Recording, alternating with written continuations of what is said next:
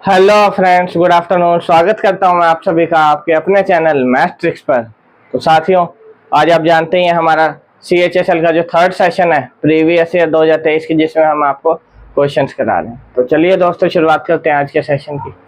इससे पहले यदि अभी तक आपने हमारे चैनल को सब्सक्राइब ना किया हो तो इसे सब्सक्राइब जरूर करें और हर वीडियो की तुरंत अपडेट पाने के लिए बेल आइकन को जरूर प्रेस करें। एक बार फटाफट से सेशन को लाइक और शेयर कर दीजिए। और साथ ही आप जानते ही होंगे CGL के जो ऑनलाइन एप्लीकेशन है वो भी SSC के द्वारा स्टार्ट कर दिया गया है। उसकी जो डिटेल है मैंने स्पेशल सेशन आपका लिया था, आप चाहें तो देख सकते हैं। इसमें मैंने आपको सारी डिटेल बताई है कि कब से कब तक आप कैसे अप्लाई कर सकते हैं। ठीक है फ्रेंड्स, शुरुआत करें आज के सेशन की। और बहुत जल्द हम आपके लिए CGL के लिए भी एक सीरीज लेके आ रहे हैं जो CGL एग्जाम को क्रैक करने में आपकी बहुत ही हेल्पफुल रहने वाली है। तो चलिए आज के सेशन की शुरुआत करते हैं। चलते हैं फर्स्ट क्वेश्चन की तरफ। तो फर्स्ट क्वेश्चन में क्या कह रहा है, 14 सेंटीमीटर त्रिज्या वाले एक वृत्त में एक चाप केंद्र पर 90 का कोण अंतरित करती है, चाप की लंबाई क्या है? एक अच्छा क्वेश्चन है ये आपका। तो क्या गिवन है, 14 सेंटीमीटर त्रिज्या वाला वृत्त आपका। तो बना लेते हैं फटाफट से। यह वृत्त हो गया हमारा 14 सेंटीमीटर त्रिज्या। कह रहे एक चाप यानी एक कोण 90 डिग्री का कोण सेंटर पे बना रही है। लेट कर लेता हूँ, ये मेरी कोड होगी जिसको मैंने AB का नाम दे दिया। ये मेरा सेंटर हो गया। ये जो कोण बना रही है ये 90 डिग्री से, ये हमें क्वेश्चन में गिवन है। तो इसमें अब चाप कौन सी होगी अब हमारी, ये जो आपकी ये होगी आपकी चाप AB जिसकी लेंथ पूछिए। तो लेंथ ऑफ चाप यानी लेंथ ऑफ आर्क, फॉर्मूला आपने पढ़ा हो, लेंथ ऑफ आर्क होता है θ/360 × 2π। यही होती है लेंथ ऑफ आर्क। R यहाँ पर होती है रेडियस। यही हमें निकालना है। थीटा कितना है 90 degree upon 360 × 2πr। R given है हमें 14 सेंटीमीटर। ठीक है साथी, तो अब बात करूं, ये कट जाएगा, 1/4 आ गया, 90 से कट गया, 2 से कटेगा 2 पे, 2 से 11, अब 2 से ये 2 कट गया, 7 से ये 2, कितनी आ गई लेंथ 22 सेंटीमीटर। तो लेंथ ऑफ आर्क यानी चाप की जो लंबाई है वो कितनी हो जाएगी 22 सेंटीमीटर। उम्मीद करता हूँ समझ आ गया होगा आपको ये क्वेश्चन। चलते हैं अब सेकंड क्वेश्चन की तरफ। सेकंड में क्या कह रहे हैं, तो सेकंड क्वेश्चन में कह रहा है मनोज अपने माल को क्रय मूल्य से 30% अधिक अंकित करता है और ग्राहक को 12% की छूट देता है, लाभ या हानि प्रतिशत बताओ। तो क्या कह रहा है, 30% अधिक अंकित कर दिया, फिर 12% की छूट दे दी, लाभ या हानि प्रतिशत बताना। 30% अधिक अंकित करेगा तो 10 से 13, क्योंकि 10% होता है 1/10। 30% अधिक अंकित करेगा यानी 10 से 13 कर दिया। उसके बाद 12% की दे रहा है छूट। अब 12% की छूट देगा यानी 100 से 88, यही होगा। ठीक है, लाभ या हानि प्रतिशत बताना। कुछ कट रहा है तो काट सकते हैं। 2 से कटेगा 5 पे, 2 से कटेगा 44, इसके अलावा कुछ कट नहीं रहा। तो ये हो गया 500, ये हो जाएगा 542। कितना लाभ हो रहा है 42 को 5 के रिस्पेक्ट इंटू 100, 8.4% क्या होगा लाभ। तो सक्सेसिव केस, जैसा कि मैं आपको हमेशा ही कहता हूँ, इस टाइप के क्वेश्चंस के लिए आपका बहुत हेल्पफुल रहता है। तो इस क्वेश्चन का सही आंसर होगा 8.4% लाभ होगा उसे।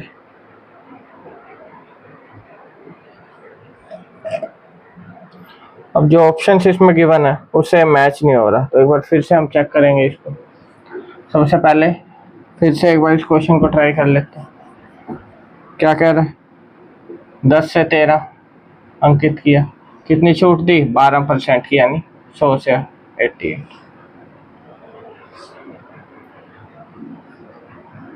तो यह काट दिया था 2 से, यहाँ आ गया है 44, ये आ गया 500, ये आ गया 52 और सॉरी यहाँ आना था 572, हमने 42 ले लिया। तो 72 का लाभ हो रहा है आपको यहाँ 500 के रिस्पेक्ट इंटू 100, तो ये आ गया 14.4% लाभ। तो इन छोटी छोटी गलतियों से बचना है आपको एग्जाम में, यानी ऑप्शन नंबर बी आपका क्या होगा करेक्ट आंसर। उम्मीद करता हूँ ये क्वेश्चन अब आपको अच्छे समझ आ गया हो। चले आगे थर्ड क्वेश्चन की तरफ चलते हैं। तो थर्ड क्वेश्चन में क्या कह रहा है अमीषा ने अपने गिफ्ट की दुकान में सभी वस्तुओं पर 30% की त्योहारी छूट की घोषणा की। 30% की छूट, साथ के साथ नोट करते चलेंगे। 10 से 7, जब गुरमीत ने उसी दुकान से अपने लिए गिफ्ट खरीदा तो उसे 1110 की छूट मिली। गिफ्ट का अंकित मूल्य क्या था? एक और अच्छा क्वेश्चन, इसको इजी क्वेश्चन कहूंगा आपका। इस टाइप के क्वेश्चन में आप अपना टाइम बचा सकते हैं। क्या कह रहे हैं कितने की छूट मिली? 1110 की। यहाँ कितने की छूट है? 3 की। 3 = 1110। अब मेरे को ये बताओ ये क्या था हमारा मार्क प्राइस, ये था कॉस्ट प्राइस। तो 3 × 9 3 × 7 21, 370 आ गया। 370 की मल्टीप्लाई किससे करूं? 10 से।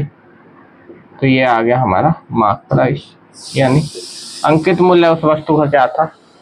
3700 रुपये। अब हो सकता है आपसे जिस उसमें खरीदा जिस पे 10 से 7 में बेचे, सॉरी ये हो गया आपका सेलिंग प्राइस, क्योंकि छूट दे रहा है यहाँ पे। अब सेलिंग प्राइस पूछ सकता है, तब 370 की मल्टीप्लाई आप किससे कर देंगे? 7 से। तो ये आपका सेलिंग प्राइस आ जाए। तो जो कुछ भी पूछे आपका अगर कंसेप्ट क्लियर है तो आप कोई भी चीज़ का तुरंत आंसर बता सकते हैं। ठीक है साथियों, आगे चलते हैं फटाफट से नेक्स्ट क्वेश्चन की तरफ। नेक्स्ट में कह रहा है फोर्थ क्वेश्चन में ए और बी एक काम को 10 और 15 दिन में कर सकते हैं। उन्होंने एक साथ मिलकर काम शुरू किया, लेकिन ए ने काम शुरू होने है 5 दिन पहले ही काम छोड़ दिया। काम कितने दिन में पूरा हुआ? ये क्वेश्चन जो है बार बार हर साल रिपीट होते देखा गया। छोटी सी इसमें जो है ट्रिक छिपी हुई है वो बता देता हूँ मैं आपको। ए कर रहा है 10 दिन में, बी 15 दिन में। अब कह रहा है ए ने 5 दिन पहले मैं इन दोनों की एफिशिएंसी निकालूंगा।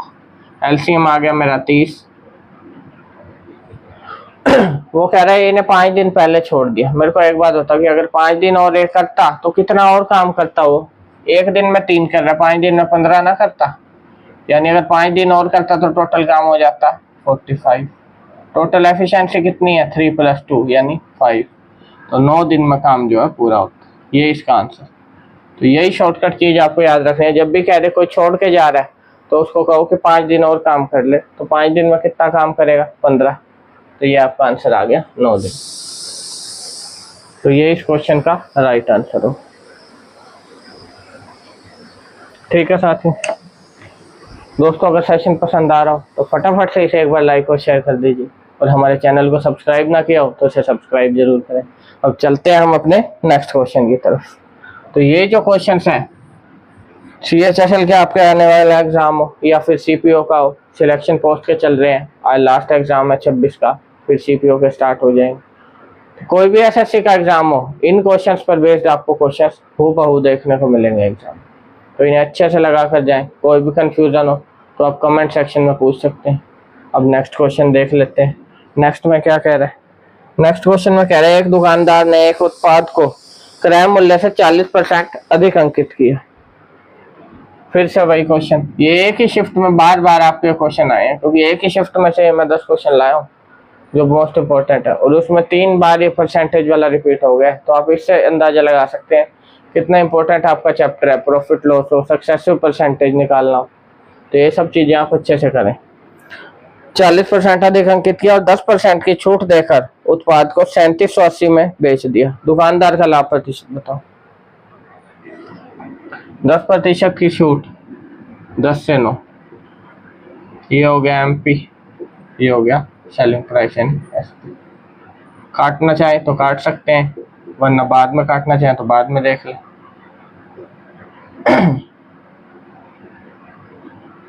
ये आ गया 126, यानी 100 से 126। और वो कह रहा है कितने में बेच दिया, 3780 में। यहाँ सेलिंग प्राइस कितना है हमारा, 126। 126 है, आपको बताना है लाभ प्रतिशत। अब अगर लाभ प्रतिशत पूछा है तो आपको 3780 को यूज करने की जरूरत नहीं है, क्योंकि कितना भी गिवन हो हमें उससे कोई फर्क नहीं पड़ता।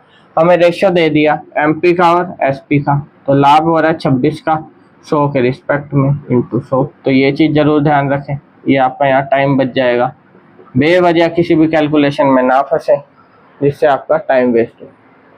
तो 26% क्या होगा, लाभ। ऑप्शन नंबर बी आपका क्या होगा करेक्ट आंसर। ठीक है साथियों, जब भी प्रतिशत पूछे तो आपको स्टेटमेंट को छेड़ने की जरूरत नहीं है। जब तक भी किसी चीज की जरूरत ना हो तो उसे मत छेड़ो, जितनी जल्दी आप आंसर निकाल सकते हैं वो निकालें। नेक्स्ट अब देख लेते हैं। नेक्स्ट में क्या कह रहे हैं, निम्नलिखित में से कौन सी संख्या 13,051 के निकटतम है और 9 से विभाज्य है।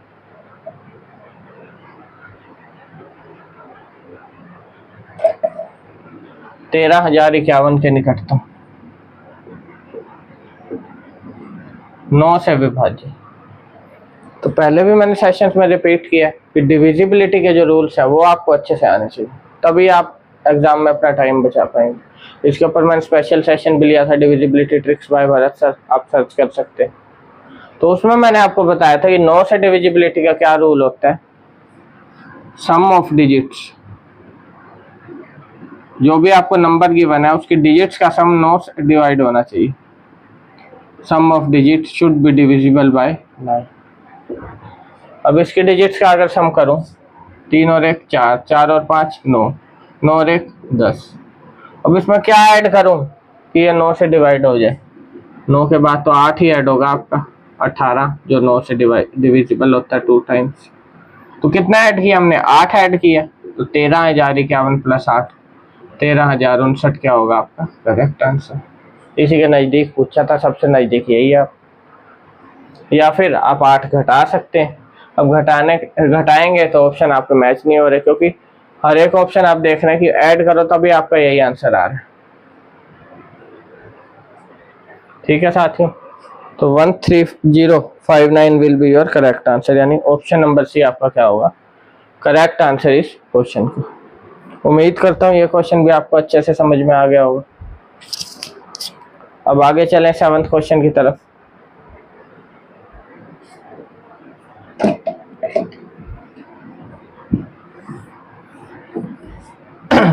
अब 7th क्वेश्चन में क्या कह रहा है, यदि cos theta plus second theta is equal to √3, तो cos cube theta plus second cube theta का मान ज्ञात करें।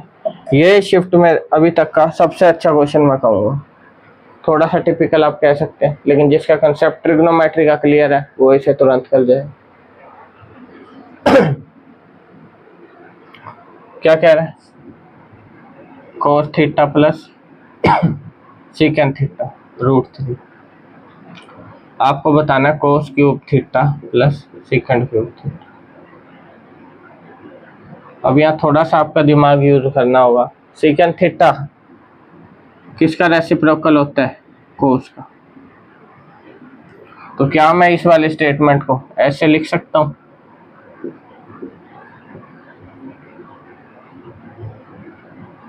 ऐसे नहीं लिख सकता, बिल्कुल लिख सकता हूँ।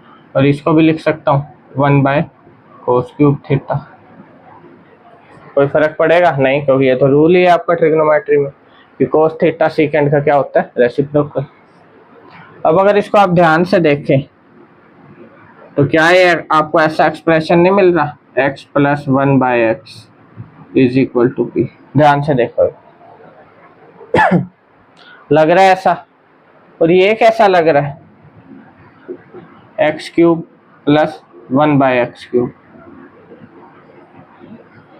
तो क्या इसका फॉर्मूला आपको नहीं पता, हर बार मैं रिपीट कराता हूँ, क्या होता है p cube minus 3p। P cube यानी पी क्या है हमारा √3, √3 का क्यूब -3p, ये आ गया 3√3 -3√3, यानी आपका आंसर आ गया 0। तो 0 क्या होगा आपका करेक्ट आंसर, यानी ऑप्शन नंबर डी आपका क्या होगा करेक्ट आंसर। उम्मीद करता हूँ ये क्वेश्चन भी आपको समझ आ गया होगा। देखने में बहुत डिफिकल्ट लग रहा था, लेकिन अगर आपका कंसेप्ट क्लियर है तो चुटकियों में आप इसे कर जाएंगे। अब अगला क्वेश्चन देख लेते हैं फटाफट से।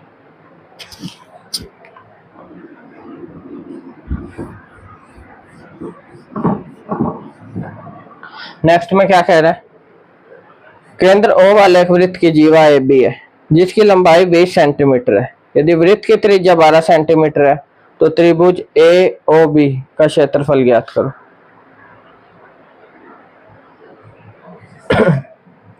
ये भी एक अच्छा क्वेश्चन कह सकते हैं। सबसे पहले डायग्राम बना लेंगे। ये O सेंटर हो गया, जीवा गिवन है 20 सेंटीमीटर, वृत्त की त्रिज्या 12 सेंटीमीटर।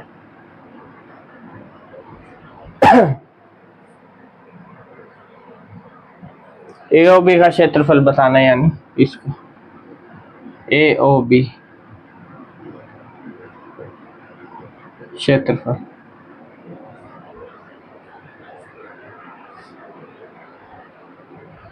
तो इसके क्षेत्रफल की अगर मैं बात करूं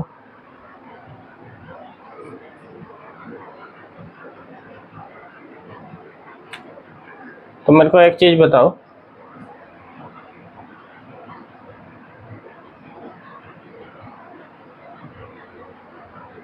क्या चीज बताओगे?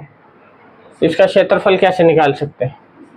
जब भी सेंटर से किसी कोड पे परपेंडिकुलर डाला जाता है तो वो उस कोड को 2 इक्वल पार्ट्स में डिवाइड कर देते हैं, यानी ये कितना हो जाएगा 10 सेंटीमीटर और ये भी 10 सेंटीमीटर। अब क्या है, मैं ये लेंथ निकाल सकता हूँ। कितनी होगी ये लेंथ? ये हो गया आपका हाइपोटेन्यूज, ये परपेंडिकुलर। तो परपेंडिकुलर की वैल्यू निकालनी है मुझे, क्या होगी हाइपोटेन्यूज का स्क्वायर माइनस बेस का स्क्वायर, यानी 12 का स्क्वायर माइनस 10 का स्क्वायर। ये फॉर्मूला बन गया a² माइनस b², या फिर आप डायरेक्ट चाहे डायरेक्ट कर सकते हैं, दोनों का स्क्वायर लिख के 44।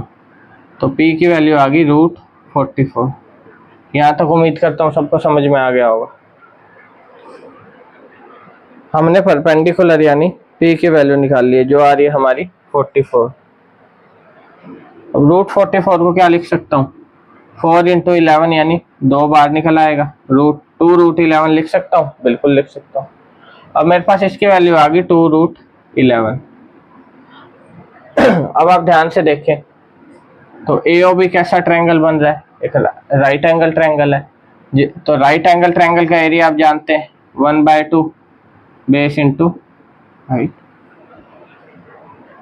तो 1/2 बेस कितना है 20, कंप्लीट लेनी होगी कोड आपको भी कोड, और हाइट कितनी है 2√11। 2 से 2 कट गया, 20√11 आपका आंसर आपके सामने सेंटीमीटर स्क्वायर अगर एरिया है। तो 20√11 आपका क्या होगा करेक्ट आंसर। उम्मीद करता हूँ समझ में आ गया होगा सभी को। फिर से रिपीट कर देता हूँ अगर कोई कंफ्यूजन हो। AOB का हमें एरिया निकालना था। AOB मैंने देखा एक राइट एंगल ट्रायंगल है जिसका बेस मेरे पास है, अगर हाइट मिल जाए तो मैं एरिया निकाल सकता हूँ फॉर्मूले से 1/2 बेस इंटू हाइट।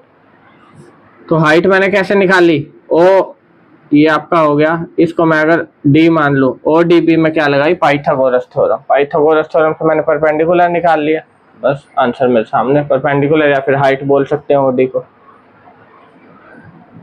चलते हैं अब नेक्स्ट क्वेश्चन की तरफ फटाफट से। अब नेक्स्ट में क्या कह रहे हैं, नेक्स्ट है हमारा 9th क्वेश्चन। 12 खिलाड़ियों के एक समूह का औसत वजन 1.5 kg तब बढ़ जाता है जब समूह में 63 किलो वाले भार वाले एक खिलाड़ी के स्थान पर एक नया खिलाड़ी आ जाता है। नए खिलाड़ी का भार कितना है?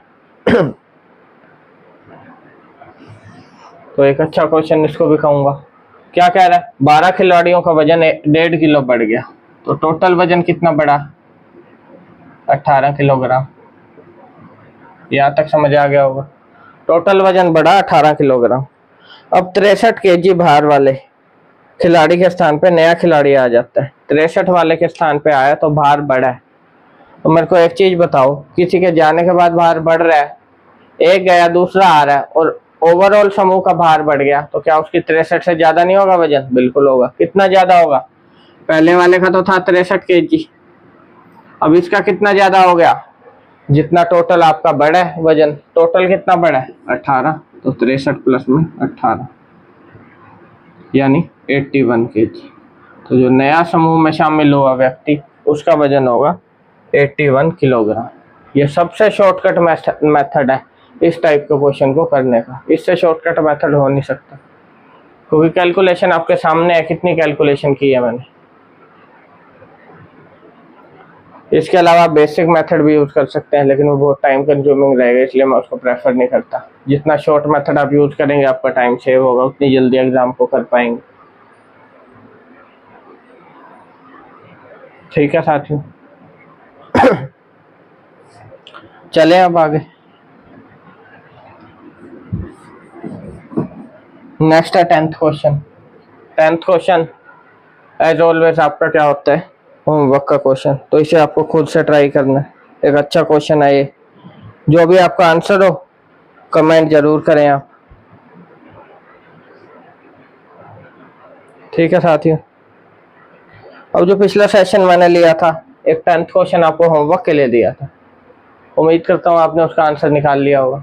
फटाफट से एक बार उसका सोल्यूशन देख लेते हैं। तो ये था आपका 10th क्वेश्चन जो होमवर्क के लिए दिया था। एक टेबल आपको गिवन है, क्या पूछा है, नीचे दी गई तालिका का अध्ययन कीजिए और नीचे दिए गए प्रश्न का उत्तर दीजिए। नीचे दी गई तालिका में एक कॉलेज में अलग अलग विषय पढ़ने वाले छात्रों की कुल संख्या और लड़के और लड़कियों का प्रतिशत दर्शाती है। अंग्रेजी पढ़ने वाली लड़कियों की संख्या और कंप्यूटर पढ़ने वाली लड़कियों की संख्या का क्रमशः अनुपात क्या है? तो आपको लड़कियों की संख्या का अनुपात बताना है, जो इंग्लिश पढ़ रही है और जो कंप्यूटर पढ़ रही है, इनका अनुपात बताना। अब बात करूं अगर अंग्रेजी की, अब इंग्लिश में टोटल छात्र हैं 50, लड़कियों का प्रतिशत 30, तो 50 का 30% होंगी लड़कियां, यानी 15। तो इंग्लिश की वैल्यू आ गई 15। अब कंप्यूटर की तरफ चलूं, टोटल 90 है, 90 में से 40% लड़कियां हैं, यानी 90 का 40%, 0 से 0 कट गई 36। तो इंग्लिश और कंप्यूटर का जो रेशियो है वो आ गया 15 और 36। 3 से काट दूंगा 5, 3 से काटूंगा 12, तो 5:12 आपका क्या होगा, करेक्ट आंसर।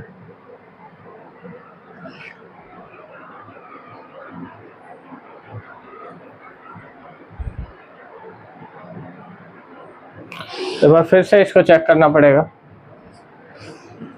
क्योंकि हमने यहाँ पे क्या निकाल दिया, रेशियो। क्या कर रहा है, अंग्रेजी पढ़ने वाली लड़कियों की संख्या, तो इंग्लिश की टोटल है 70, हमने यहाँ ले लिया 50, टोटल 70 है आपकी इंग्लिश पढ़ने वाली। हमने यहाँ गलती से किसका ले लिया, भौतिक विज्ञान का। तो इंग्लिश वाली 70, 70 का 50% यानी 70 का आधा, 70 का 50% यानी 35। ये आपको बताना था, 70 का 50% हो गया 35। उसके अलावा कंप्यूटर का पूछा 90 का 40%, वो आपका 36 होता है। तो आपका जो करेक्ट आंसर आएगा बाय मिस्टेक क्या आएगा, 35:36। तो इन छोटी छोटी गलतियों से आपको एग्जाम में बचना है, स्पीड भी रखनी है और कंसिस्टेंसी, एक्यूरेसी भी रखनी है आपको। तो ये इस क्वेश्चन का सही आंसर हो जाए हमारा 35:36। तो ये था साथियों आज का हमारा सेशन। उम्मीद करता हूँ पसंद आया होगा आपको। अगर पसंद आया हो तो इसे जितना हो सके लाइक शेयर जरूर करें, और अभी तक हमारे चैनल को सब्सक्राइब ना किया हो तो फटाफट से इसे सब्सक्राइब कर लीजिए। ऐसे रेगुलर आपको सेशन मिलते रहेंगे ताकि आपकी CHSL की अच्छे से तैयारी हो सके। जितने भी आपके SSC के एग्जाम आ रहे हैं उनकी तैयारी आप अच्छे से कर सकते हैं। अब मुलाकात होगी कल आपसे हमारे 4th सेशन में। तब तक धन्यवाद दोस्तों, आपका दिन शुभ हो।